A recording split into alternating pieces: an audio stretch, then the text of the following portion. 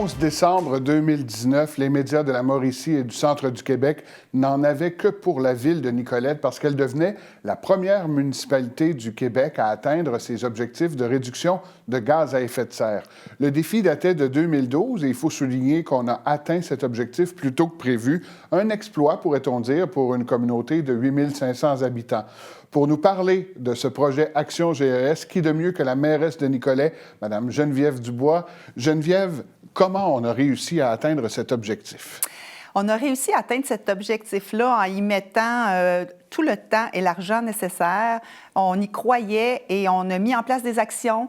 On les a suivies, je vous dirais, de façon serrée et on a réussi. On a été la première municipalité à atteindre notre objectif ambitieux et un petit peu même d'avance. Donc, on était vraiment, vraiment fiers. C'est un défi qui datait de 2012, il faut le rappeler. Oui, avec les élus de l'époque qui souhaitaient s'impliquer dans la lutte au changement climatique, souhaitaient réduire les gaz à effet de serre, mobiliser la population autour de cet enjeu-là. Alors, c'est ce qu'ils ont fait. La Ville a un rôle, un leadership à prendre dans un contexte comme celui-là. Mais quels sont les défis, justement, pour aller chercher la population, les convaincre d'embarquer là-dedans? Bien, je vous dirais que chez nous, convaincre la population des changements climatiques, de l'impact des changements climatiques, ce n'est plus à faire. Avec les inondations, les pluies torrentielles, les sécheresses, les gens vivent les changements climatiques au quotidien. Donc, les gens ont embarqué dans notre aventure qu'on leur a proposée et ils voient des effets aussi. Tu sais, quand on parle des projets comme sauver le partage des voitures électriques, bien, les gens en bénéficient. Alors, c'est un peu comme ça qu'on réussit à mobiliser les gens quand on est capable de leur faire voir les bénéfices. Donc, les gens sont plus enclins à participer. La Ville, de son côté, a posé des actions concrètes aussi. Quel genre d'actions on a posé? C'est au niveau des bâtiments, au niveau de la flotte de véhicules? Oui, on s'est attaqué aux bâtiments dans un premier temps. Donc, des dépenses quand même assez importantes pour une municipalité. On l'a dit, 8 500 personnes, un budget municipal aussi limité. On a converti le chauffage de la centrale de traitement de l'eau potable qui est au mazout. On l'a converti à l'électricité. On a doublé la superficie de l'hôtel de ville en y ajoutant la bibliothèque, en rénovant aussi et en doublant. On a réduit de moitié notre facture d'électricité. Donc, c'est des éléments comme ça. L'aréna aussi qu'on a travaillé, le projet Sauvé de partage de voitures avec les citoyens.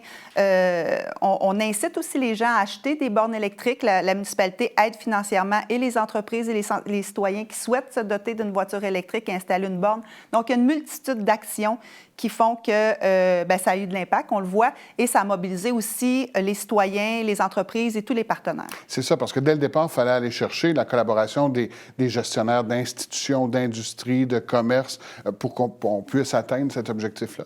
Oui, je vous dirais que la première partie était beaucoup reliée à la Ville. Donc, c'est la Ville qui était le leader de ce projet-là. Mais là, notre défi, parce qu'on a beau avoir atteint notre objectif, le combat se poursuit. Et là, il faut que les gens embarquent avec nous et je pense qu'on va y arriver. Oui, parce qu'il y a une croissance démographique, oui. Donc il y a un risque d'augmenter les émissions de gaz à effet de serre. Oui, mais en même temps, je vous dirais parallèlement, on travaille aussi des systèmes de mobilité durable, de transport actif, qui fait que l'idée, c'est de réduire aussi nos déplacements en véhicule.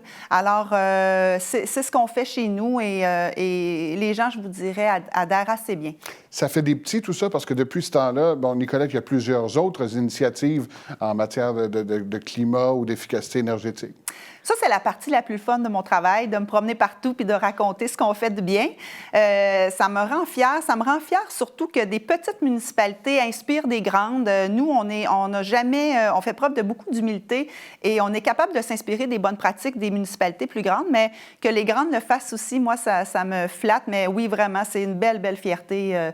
On travaille fort puis que ce travail-là soit reconnu. Maintenant, quand on parle d'environnement, quand on parle de réduction de gaz à effet de serre, d'innovation, bien, les gens pensent à Nicolette et nous proposent souvent des projets pilotes. C'est une belle visibilité, une belle carte de visite, ça. C'est une belle reconnaissance, en tout cas. Tout à fait. Ouais. Geneviève, en terminant, si on avait à résumer ce projet ou cet accomplissement-là en 3 mots, quels seraient-ils?